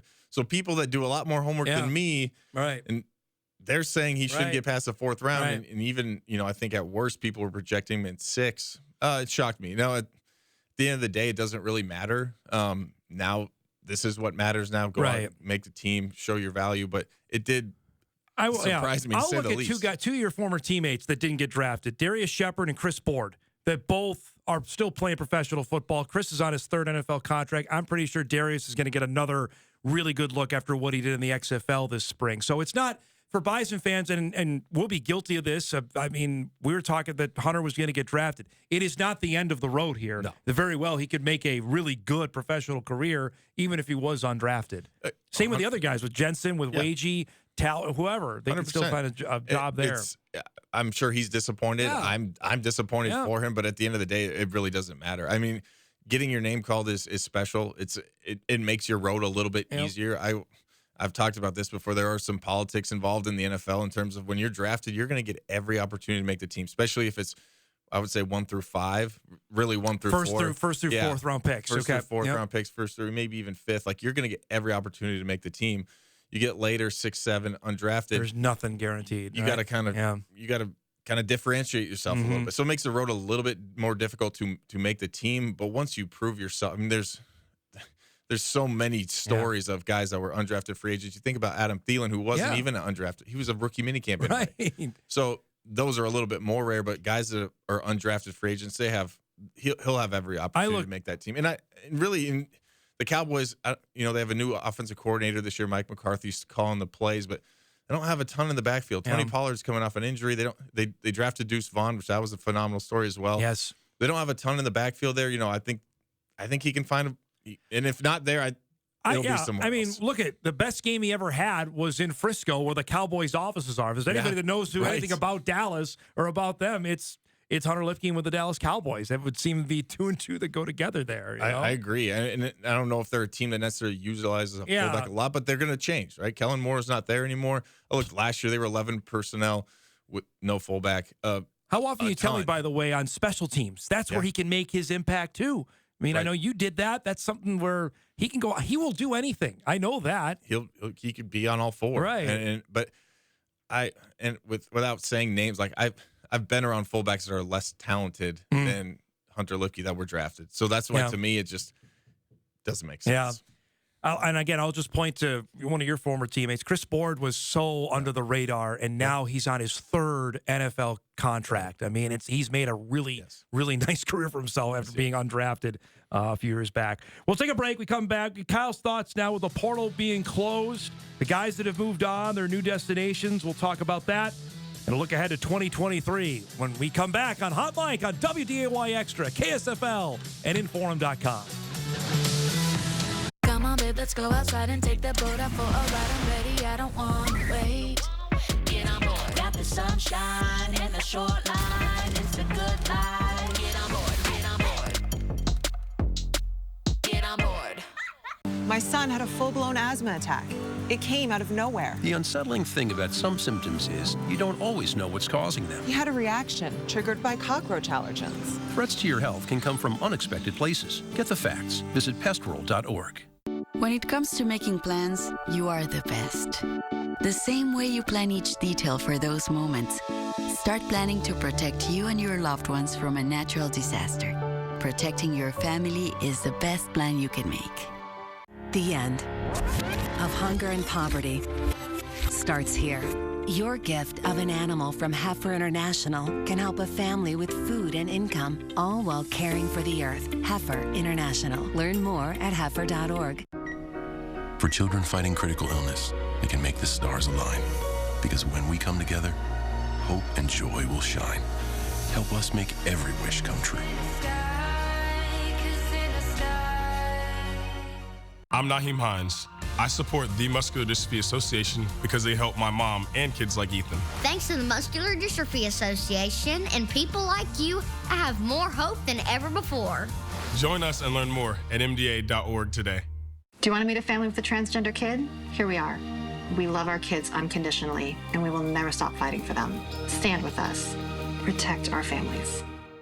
When you or a loved one is diagnosed with Alzheimer's, it can be tough to know where to turn. But the Alzheimer's Foundation of America is here for you. We've helped tens of thousands of people through our 7-day-a-week helpline, connected communities nationwide with information and support through our Educating America tour, and our telephone-based support groups meet weekly, providing assistance and support to families. We do it all because of one thing, you.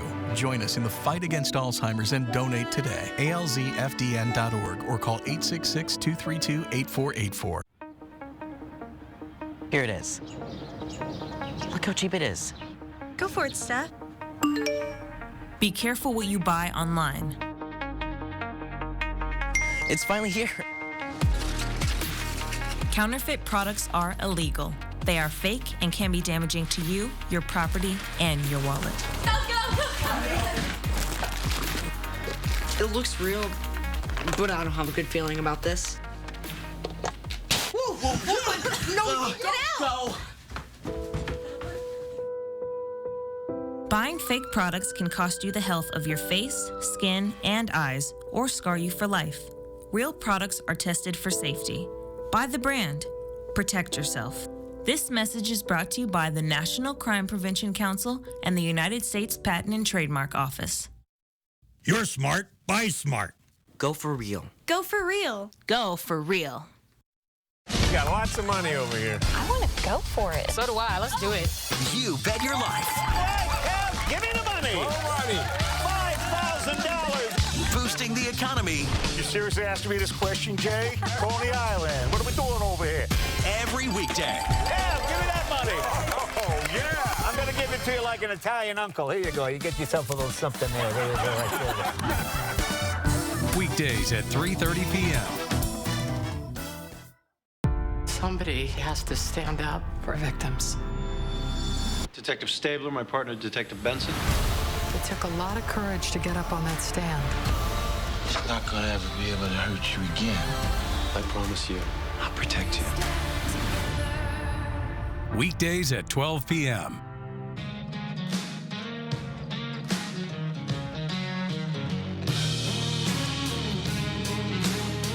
Welcome back, everybody. Hot Mike rolls on a Tuesday morning.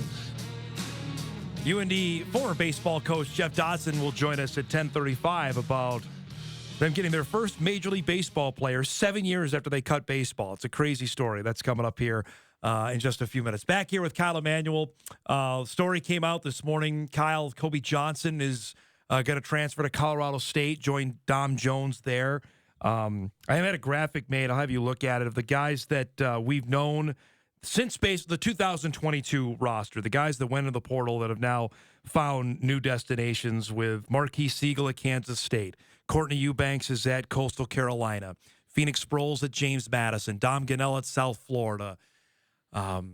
Max Rader, the freshman who's transferred to the University of Wisconsin. So you give me Tony Pierce, we don't know yet here, and we can get your thoughts on that. You look at that, what do you take away from the schools there and the decisions these guys have made? Oh, wow. Tough one to answer for me. I don't understand transferring from NDSU. I can't fathom it. I've said that before right here on the show. It kind of became a part of me. So for me, transferring and I know, again, you could say like, well, the transfer portal wasn't a thing, and I understand all that. So it's hard for me to put myself in these guys' shoes because that option was never there. But even if it was, I have a feeling that would have never even crossed my mind. I don't know. There's a lot of guys. There's situations. There's reasons they're transferring, right? And what they are, I don't know. There's a lot of schools that I would say are lateral shifts. You know, if you're transferring because you want to play in the NFL, if that's the reason, and I'm not saying that is the reason, but if it is, are those schools better? Are they going to give you a better? After the conversation we just had, I don't. Going to Colorado State, is that going to get you noticed more? Or going to James Madison, and nothing against those schools, they're all good schools, but I don't know if can you say that that's an upgrade? I can't, and it's hard. I don't want to sit here and criticize the young men for making the decision. There's reasons beyond wanting to play in the NFL. There's personal reasons. There's family. There's a million different reasons why you might transfer. But it's hard for me to look at it and be like, okay, that one makes, like it's not like a Jabril Cox going to LSU. Right. That was a no-brainer. Even Jasir, his younger brother, going to play at West Virginia. That again made a ton of sense there. These ones, the Bison have beaten all these teams on the football field. That's the part. And to your other part, if it is about exposure and the next level, you just had a guy go in the second round, 48th overall pick. You can get there from North Dakota State. That's the part. Anywhere. And I point to even Jabril. I don't blame him. It ended up being COVID, and he wouldn't have played. It made the most sense. But when you look at him in terms of, again, just talking NFL, like, could he have been a fourth-round draft pick from NDSU? Yes. Yep. And maybe even higher. So Christian Watson played a position where you're in an offense that runs the ball a lot, and he's a wide receiver, and he goes second pick in the second round. Right. So you can get noticed at pretty much any position here at NDSU. They've proven that going back before my time. And again, I keep prefacing, but like it's not. I know it's not only about the NFL. There's probably some other reasons, but I'd also say this for people wondering, like, NDSU is not the only team dealing with transfer portal. Like, everyone has guys that are moving. It's just the age of college football. It's the age of college athletics and just kind of the world that it is right now. 2 questions left for you. Dion has had 45 guys go. I heard as high as 50. Yeah, does that bug you, or is it? Remember, Dion said, "Hey, I'm bringing luggage. Right. People are going to use it." Now they are, but as a former player, does that bug you at all, or no? It bothers me a little bit. Yeah. I'm trying to put myself in the shoes of those guys and saying, okay, I went to Colorado. I was recruited here before you. I just did what the other staff asked me to do. Now you're coming in and you're just assuming that I can't play. Mm-hmm. I got to assume that's got to affect the culture a little bit. I didn't like it. I didn't like it. And maybe that's what he needs to do. Maybe it was, and I don't know the ins and outs of Colorado football and everything that was going on there, but maybe it was so bad that he needed to get rid of a lot of people. But he came in and he said, "This is what I'm going to do," and that's what he did. But I can't imagine it. I'm just trying to say, if I were a head coach and going into a situation like that and just being like, "Hey, I would be like, we're going to get the best out of you. If you don't want to be a part of it, that's fine. You can transfer. But I'm not going to come in and be like, we're going to force you to transfer. Right. I'm going to try to make you the best player you can. And then we'll see if there's a fit here for you at Colorado. I'm not going to come in and be like, hey, get out of here. It's going to be fascinating to see this play out, especially because the Bison play Colorado next year in 2024. Yeah, and my home state plays them, I believe, this year in Matt Rule. And I'm trying to think how that would have been perceived in Nebraska if Matt Rule came in. Nebraska's a dumpster fire too. Right. Let's call it what it is. Right. If he comes in day one, it's like, everyone get out of here. You're not doing like. Is that the problem, or are the kids the problem? Like, is it a personality problem with who the kids are as human beings, or is it a situation problem? Was the situation that they were in really bad? Just we're going to find out real early with Dion. They play TCU out of the gates. So, but right, yeah, pretty good team there. Right.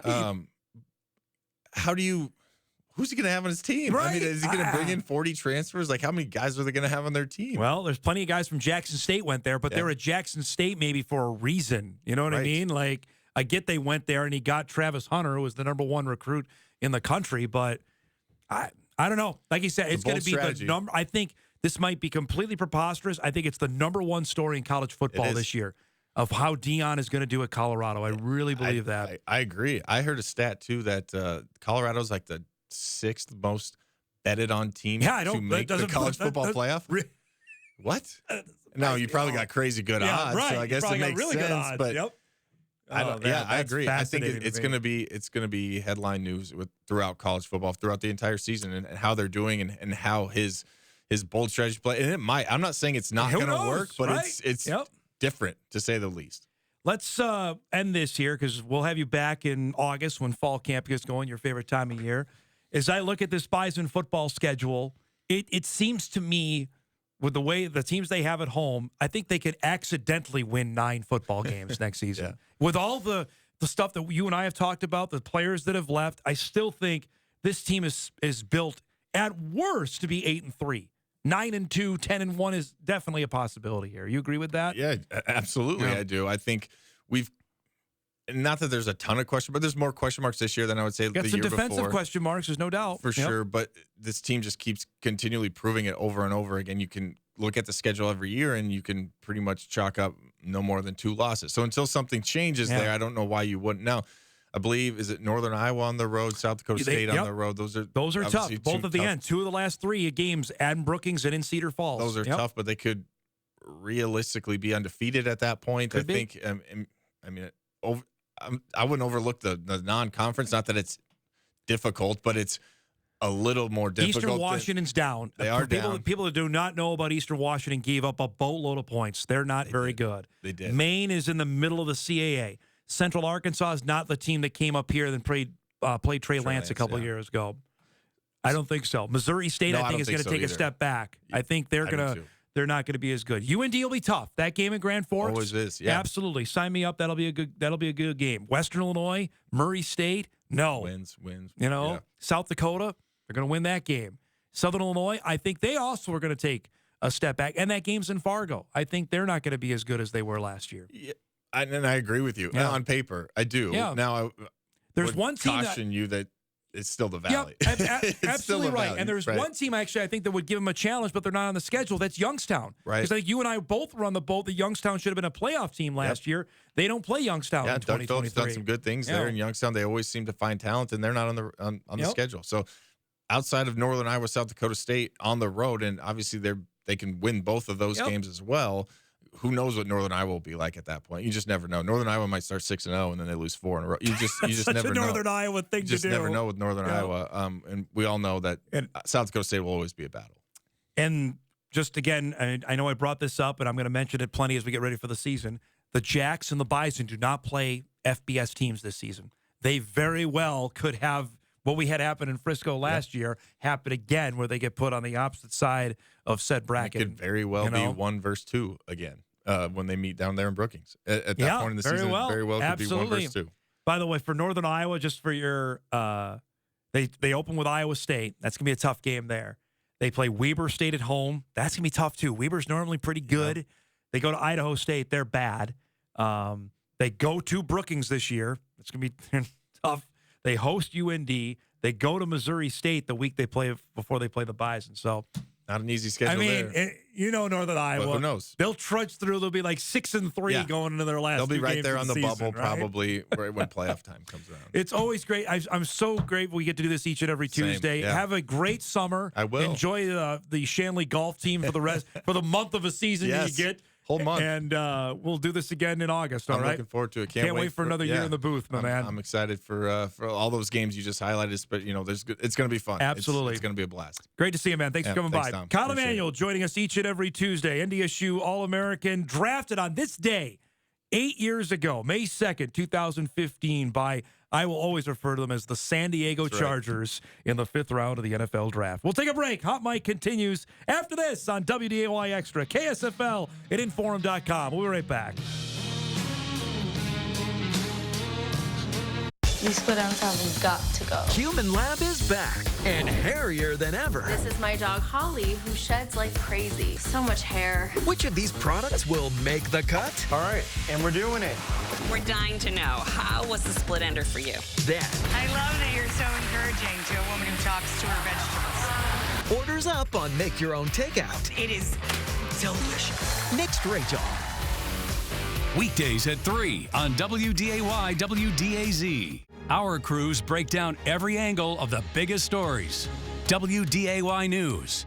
The Tampa Bay Buccaneers select Cody Mauch. The Tampa Bay Buccaneers take Cody Mauch from North Dakota State and Hankinson, North Dakota. Now that it's over and done with, what's the reaction? What's the feeling? Ready to freaking play football again. Now I'm just excited to just go down to Tampa Bay and actually play some football. Count on the news leader, WDAY News.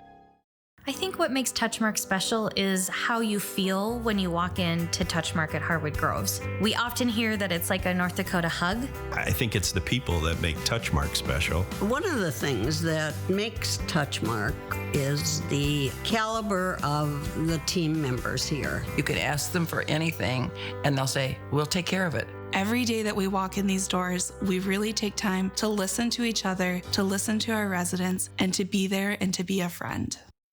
Parents, have you registered your child for this year's Fargo Marathon Youth Run yet? Let your children experience the excitement of starting and finishing inside the Fargo Dome, just like the big marathoners do, while encouraging a healthy, active lifestyle for them. The BNSF Railway Youth Run is either a half-mile or a 1-mile distance, so every child can do this. Best of all are the bragging rights when they bring home that finisher medal to you. Every child wins here, so please register them now at fargomarathon.com. Federal investigators blame human error for a deadly natural gas explosion. We all remember where we were that morning. We could actually see the smoke from our farm here, which is close to 20 miles away. It started to pull right off the bat. Both tractors just kind of started to spin out, and those are big tractors. So I knew something wasn't right. Out of nowhere, I just heard a big boom. The tile plow ruptured into the pipeline. Once the gas got through the intakes of the tractors is when it ignited. As soon as I heard that boom, I started running as fast as I could. The ground literally started erupting from my feet. They were highly respected and they were good at what they did. It was one of those accidents that, when it was done, made people step back and pause. If an accident can happen to them, it can happen to anyone. Watch the rest of the story at 3secondslater.org. And remember, Farm Safe starts by contacting 811.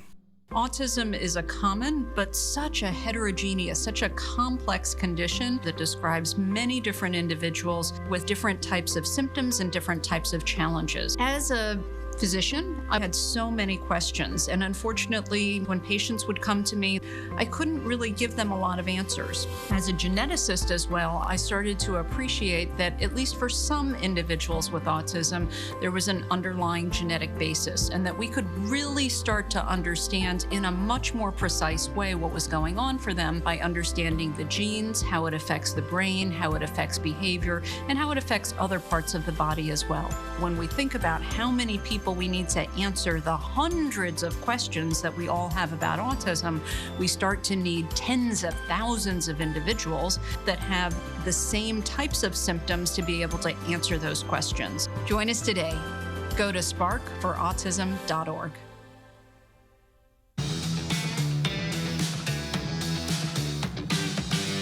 Well, this is one of the really neat and unique stories we can run across in local college sports, and it's unfolding right before our eyes as Zach Muckenhirm, former pitcher for the UND, well, they were the Fighting Sioux then, and now a member of the New York Mets. He was officially called up to the major leagues, the first UND baseball player to make it all the way to the majors. His former coach, Jeff Dodson, is good enough to join us. It seems like forever you and I were talking. Unfortunately, the last time I know we chatted was not a great day for UND baseball. This is a complete 180. Tell me your emotions about hearing this about Zach. Yes, first of all, I'm just so thrilled for Zach and his family and his wife. He texted me this morning, and then I gave him a quick call. He was driving down from Syracuse to New York to meet the team. And yeah, he's just, you could tell he's trying to contain his emotions, but boy, he was really excited. You could tell. And so I'm very excited for him, his wife, and family. And then I'm really excited for all the former baseball players at UND as well. It's been a long time coming, and we're really excited that they're able to rejoice and celebrate with Zach. And I think there's a couple of them that are actually going to meet the team in Detroit tomorrow. I know I fly out in the morning, and we're going to go up and do what we can to support him. How much have you stayed in touch with your former players? Quite a bit. We have a lot of guys that were in pro ball for a while, and just a touch base. Even our signees like Matt Wallner, who was just called up to the Twins. Actually last year, yeah, and then back again. With the team for a little bit this year. But even those guys, yeah, you build a relationship with them, and it almost gets to the to the family stage after you spend so much time with them. And you hear about guys that are going to med school and getting married, having kids, and just so many weddings you can go to as a coach. You'll spread yourself too thin. How much is it bittersweet, Jeff, today about, boy, it's awesome he made it, but does it remind you of what you guys had? Yeah, it does. You go back and think of that, but after you can't sit and dwell on what happened in the past. It doesn't matter whether it's your business or your family or a baseball team being cut, whatever. You have to move on from it, and we were very fortunate that everything turned out as well as it did for all of our players and coaches. Tell me about when you first got a glimpse at Zach, and how did you get into Grand Forks? Yeah, well, my assistant coach, Brian DeVillers, actually spotted Zach and saw him throwing in a league down in Minneapolis, and he did not get much action. There were not a lot of people that were on him, and I think at the time he was not developed enough, but we knew that if he were developed, we would never sign him. And we took a shot on him, and we saw some things with him that we really liked as far as how his arm and his body worked. But more importantly, he was such a great student. He started out in engineering and finished in mathematics, and came back and finished his degree after he was drafted. So we were really proud for him there. But yeah, it was a really good feeling to see him come in and develop. How close was it for him to play somewhere else after the decision was made to cut baseball? Was he? I know he entertained a few. He had some high-ranked schools after him. Was that a real possibility, or was he going to always go pro? Well, I think it was 50-50, to be honest with you. I think it depended on where he went in the draft and his signing bonus. Some different things, but he would pitch for us after the program was cut. He would pitch for us on Friday, hop on a plane Friday night, fly to an SEC school, and be back with us on Sunday to get back on the plane to come back to Grand Forks. It was pretty interesting to watch, and boy, he handled it well though. To see this now come to fruition, just describe the emotions if he gets in the game later. I know you're flying to go see him when the Mets play the Tigers. What that emotion will be like? Yeah, well, it'll be huge. I'm going to wear my North Dakota baseball jersey when I go up there, and I didn't want to buy a Mets jersey and wear it to Detroit Stadium. I don't know if I would have made it out alive doing that, but yeah, it'll be really good. It'll be really sweet, and he's going to be active, I think, for Game 2 of the doubleheader today against the Braves, and maybe he gets a shot to get in. Who knows? And it would be nice to see him tomorrow, but I just want him to get at least one pitch in the big leagues. That would be huge. When you see him first throw, especially as a lefty, I mean, if you've got any kind of command and you throw in the 90s, you're automatically on everybody's radar. Is that how it works? Yeah, absolutely. Well, it really is. And when he came in, there were three things that we asked him to do. The main one was to get stronger. And he took it as a challenge, and he did. He was very methodical in his approach to practice and his work ethic and routine leading up to any pitching performance that he might have. And he did it really well. He didn't try to rush it. He knew he had at least 3 years with us, and he tried to do what he could to take it in stride. And I thought he did a really good job with that. We were just really thrilled, when he came here, as immediate progress that he made just by a little time in the weight room. But boy, he started out on the depth chart as a midweek starter for us, and he wound up being our number 2 on the opening series down in Central Arkansas. And he struck out 8 or 9, 10 people there, and I think it was a shock to him and his family and quite honestly some of his teammates. To know that he was going to have that kind of success early. How have you followed his career? I mean, he's been grinding it out in the minors. You well know about that for minor league baseball, of what that struggle is like. How much have you kept on top of what he's been doing? Yeah, well, quite a bit, actually. I followed up with him, I don't know, 2 or 3 times, 4 times a season when he was with the Orioles, and then a little bit more when he was with the White Sox, because he was actually playing in Birmingham, which is about an hour and a half from my house. So I had a lot of former players and friends who were there to kind of give him a support system and stay updated if he needed anything. And his wife, Courtney, was with him as well. And I know the life of a minor league ball player and a coach in general is not very fun sometimes for the wives. So it's it was, wanted to make sure we could do what we could for Courtney as well. To have this, is this a sense of pride for you?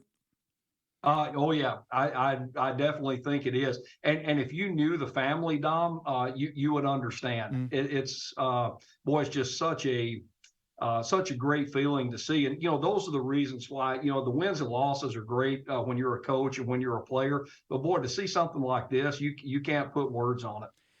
To have this, and I mentioned earlier, bittersweet. I mean, does this? Because I know you try not to live in the past, but we're in the middle of baseball season right now. 7 years ago, to think of where things are at and see Kraft Field over there. How you still live in Grand Forks? How tough is that to drive by and like, man, we should be playing right now?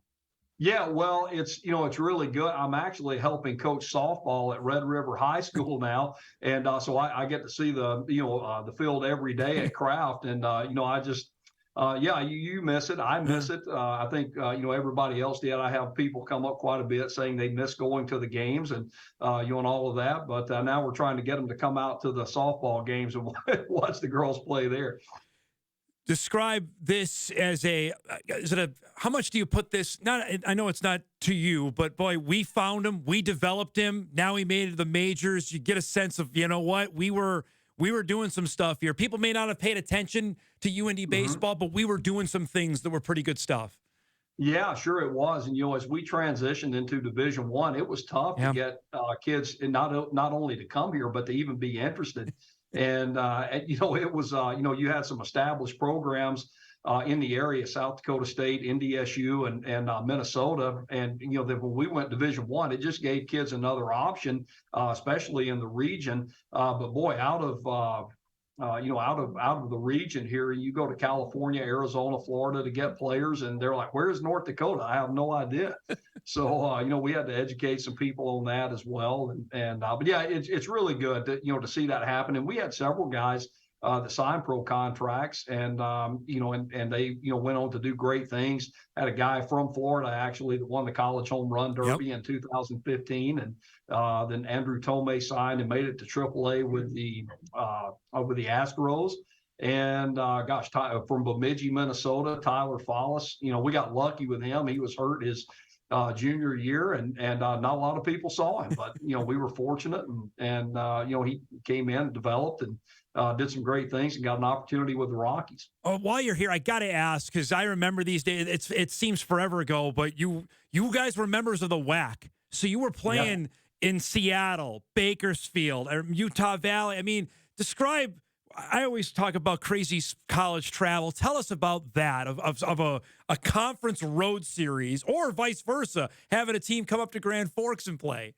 Yeah, well, I don't think many teams like to come up here and play unless it was NDSU. If we got to play at home, that was the shortest road trip of the year for them. But it was funny. Our weather here was crazy. We had Utah Valley in. That was when we were in the Great West Conference, and I want to say it was 2000, maybe 2010, I believe, 2011. And they came in. We had the field ready to go, and it snowed 12 inches, and they sat in Hislop and took batting practice all weekend. So I don't think a lot of people really wanted to come here. But the one thing we got really good at is flying out of Devil's Lake and then making it down to Jamestown for that big stop, and then going off to Denver and then 2 or 3 other stops on the flight. Man, but it's just, and that level of baseball, for people that don't follow college baseball, those were really good teams. I mean, you were playing unreal teams each and every weekend in those days.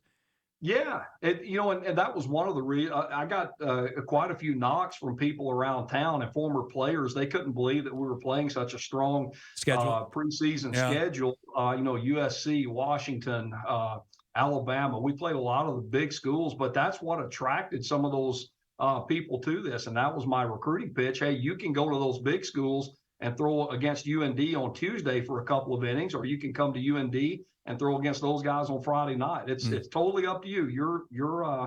Your future, your career. I got to ask just a couple questions here before I let you go. Just on having this happen now, you mentioned wearing the UND. Do you think you're going to get a couple looks like, wait a minute, does North Dakota even have? They don't have baseball. You think you'll have to answer that? Yeah, well, right. I think we probably will, but it brings up a story. Everybody has a story, and there's always a tale to tell. So, who knows? Somebody might ask, and if they don't, hey, so be it. They can read about Muck in the papers tomorrow. Was there ever a time that Zach called you, so, you know what, I don't know if I want to keep grinding away? I'm sure in the back of your mind, every minor leaguer that's doing that thinks, all right, well, I don't even know if it's going to be my time. Was that conversation ever had?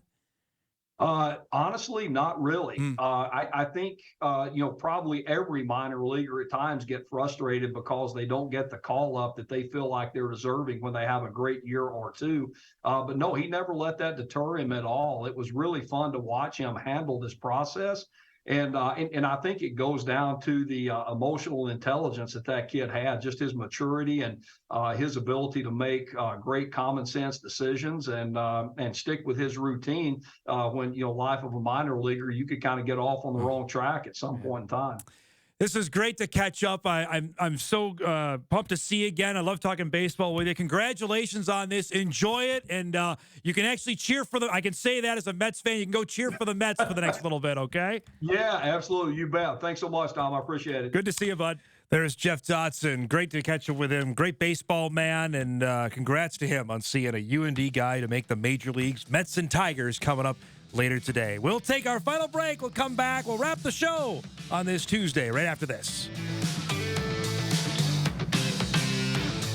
Hi, I'm Robin Hubner. Help create a world free of multiple sclerosis at the Dakota Medical Foundation Little Black Dress and Tie Evening Gala, Friday, May 5th at the Moorhead Armory Event Center.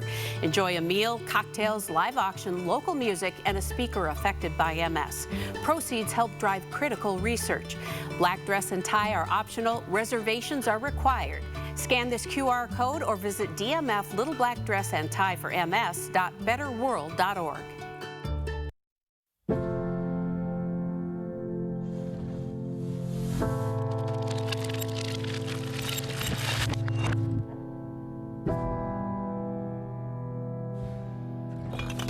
If alcohol builds a wall around you that doesn't let you see where you're going,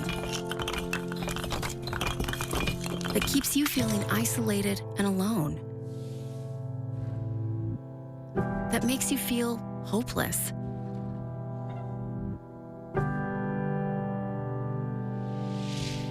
know this. We're here to help if you want us to. It's never too early or too late to ask for help with a drinking problem.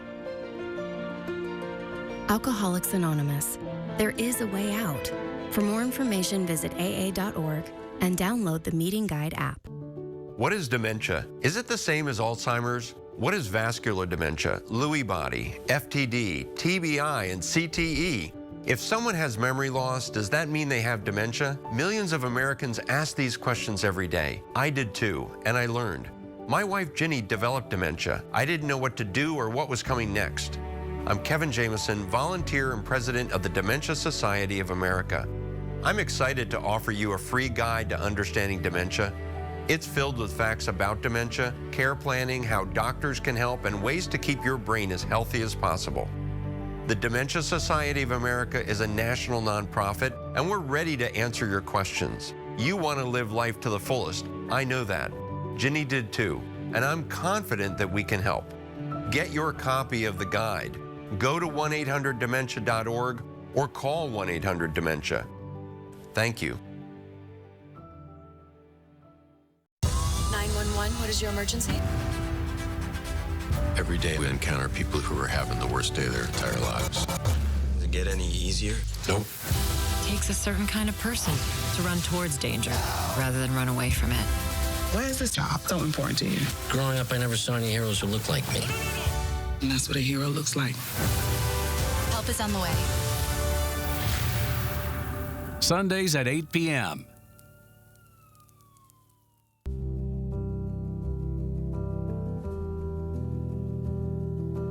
I want to beat cancer. I'm going to beat it. That's no doubt in my mind. I'm going to win this battle. Defeating cancer will take all of us. Join our team to help fund game-changing research that saves lives. At the V Foundation, V is for victory over cancer. V is for victory over the odds. V is for victory over health disparities. Victory over setbacks. Victory over the unknown. V is for victory over giving up. Don't give up. Don't ever give up. Join our team to help save lives.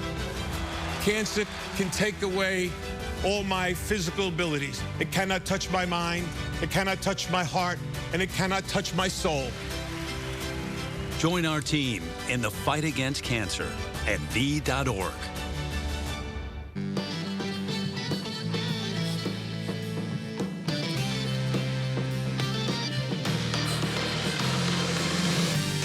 All right, wrapping up our Tuesday Spectacular with a little bit of news to share. We were talking about Grant Nelson earlier with Mike McFeely, and Mike and I can report that Grant is officially in the transfer portal.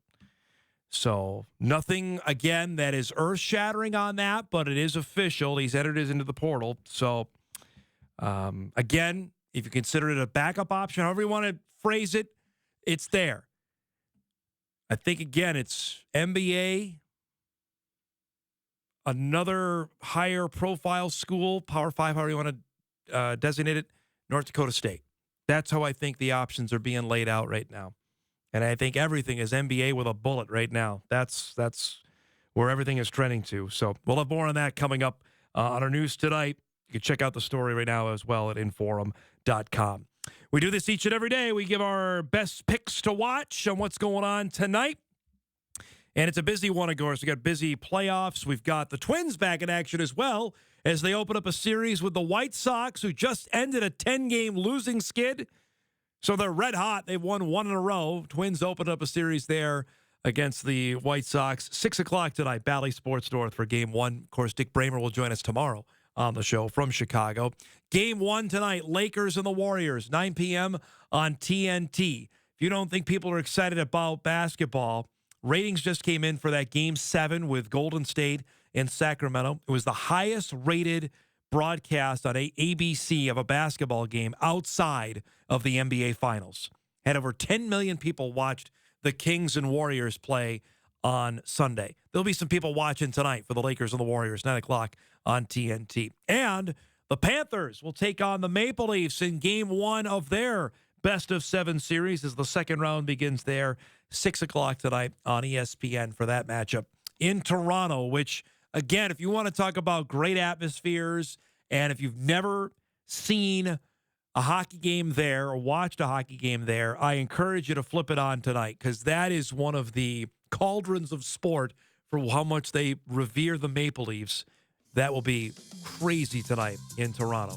Again, if you want to check out Zach Muckenhirm on MLB Network, the Mets and the Tigers play at 5:30 tonight on MLB Network. We got to go. Thanks to our guests today, to Mike McFeely, Cody Emanuel, and Jeff Dodson. If you missed any of our show, you can podcast it later today at Inforum.com. Again, hello to our new viewers in Sioux Falls. We'll see you back here tomorrow on Hot Mike on WDAY Extra, KSFL, Inforum.com. We'll see you tomorrow, everybody.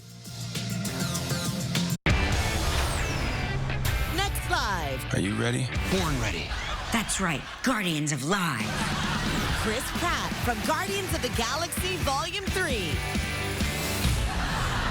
Plus, Abby Ryder-Fortson from Are You There, God? It's me, Margaret.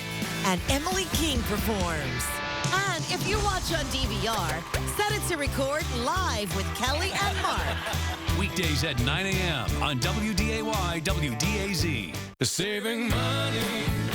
Happy Harry's Penny Sale is on now through May 17th, 2023. Sale starts April 20th, giving you 4 weeks to save on over 200 wines from around the world. And now, no pennies needed, just one low price on all selected wines. Visit our website and click on the Penny Sale logo to see the full list of wines on sale.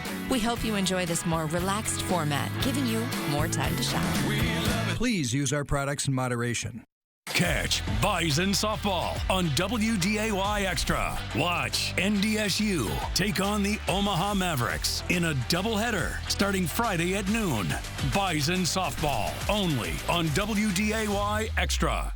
I've been a GH fan my entire life. I love the Tam Fam. I still think about the time I was at Port Charles. I don't believe it. But you can believe our shows are on back-to-back. GH fans and the Tam Fam love a good story. Weekdays at 1 p.m. and 2 p.m. I'm Tyne Morgan, host of U.S. Farm Report. Join me right here each weekend as we explore the news and issues that matter most to agriculture. We know each year farmers and ranchers are thrown challenges, but as agriculture continues to adapt, we are right there with you. From markets to weather, we take a deep dive into what matters most to agriculture and rural America. Saturdays at 6 a.m.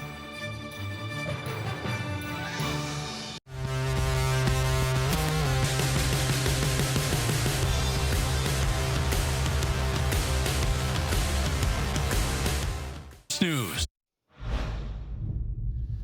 Happy Tuesday. I look outside right now in downtown Fargo, and you can see a lot of those blue skies out there once again, but unfortunately, it is still breezy out there. No doubt about it. There's still a good breeze, especially in northern Minnesota. Farther west you go, really not talking about a whole lot of wind. And with that wind, and plus a very dry vegetation, we have another increased day with fire danger in the area. I'll tell you what areas are highlighted with the biggest threat for fire danger later on today. And then shower chances as we jump throughout the 10-day forecast. There are multiple chances for May showers. We'll talk about it on WDUI News at 11.